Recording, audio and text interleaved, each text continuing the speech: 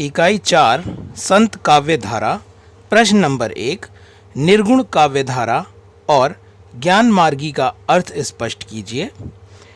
उत्तर, निर्गुण काव्य धारा अर्थात कविता का वह रूप जिसमें भगवान या ईश्वर को निर्गुण या निराकार माना जाता है।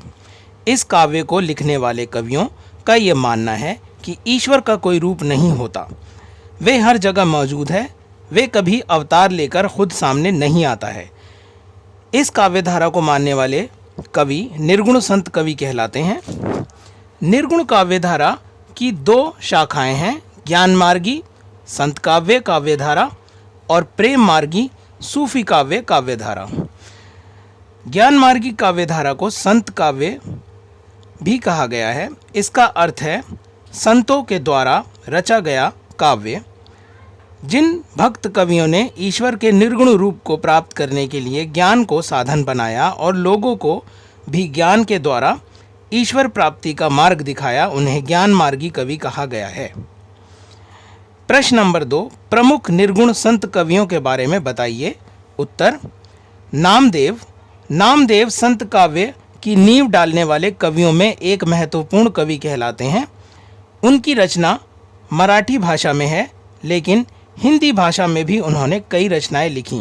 गुरु ग्रंथ साहब में उनकी 60 रचनाएं हैं।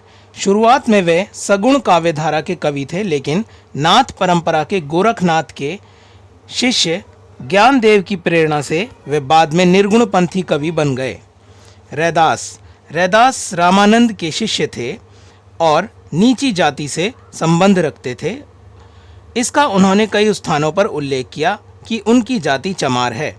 उनकी रचनाओं की कोई व्यवस्थित पुस्तक तो नहीं है, लेकिन अलग अलग स्थानों पर उनकी छोटी छोटी रचनाएं संग्रहित की गई हैं।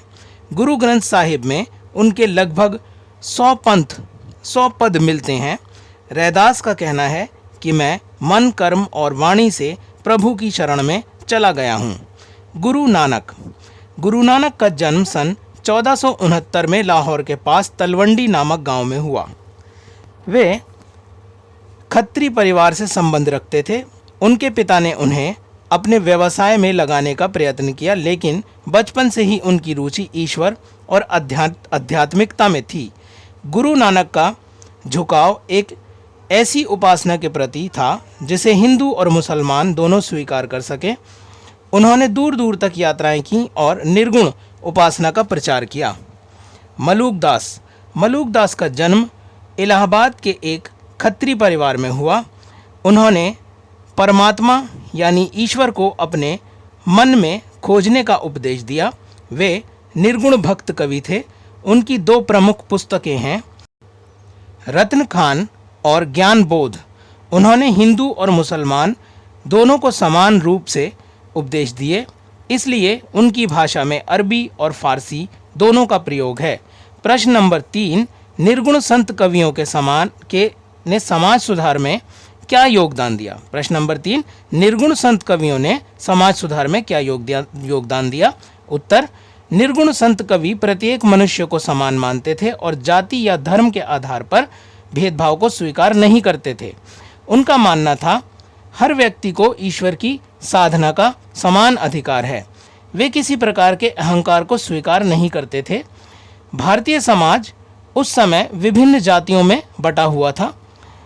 नीची समझे जाने वाली जातियों का शोषण किया जाता था, उन पर अत्याचार होते थे। ऐसे में निर्गुण संत कवियों ने अपनी कविताओं और रचनाओं के माध्यम से उन जातियों में विद्रोह की भावना पैदा की।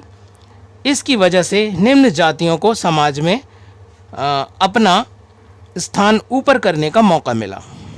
प्रश्न नंबर 4, निर्गुण संत काव्य पर अन्य दर्शनों का क्या प्रभाव पड़ा। उत्तर, निर्गुण संत काव्य अन्य दर्शनों से भी प्रभावित रहा, जिसमें सूफी मत, नाथ मत और सिद्ध मत मुख्य हैं। सूफी मत परमात्मा यानी ईश्वर को प्रेम का स्वरूप मानता है और प्रेम के माध्यम से ईश्वर की प्राप्ति की बात करता है। सूफियों के इस प्रेम दर्शन का प्रभाव निर्गुण संत कवियों पर पड़ा और उससे प्रभावित होकर उन्होंने ईश्वर को प्रियतम माना। निर्गुण काव्य पर नाथ और सिद्धों का भी गहरा प्रभाव पड़ा। निर्गुण संत काव्य में अनेक पारिभाषिक शब्द नाथ और सिद्ध काव्य से आए हैं, लेकिन इन पारिभाषिक शब्दों की व्याख्या निर्गुण कवियों ने अपने अनुसार की है।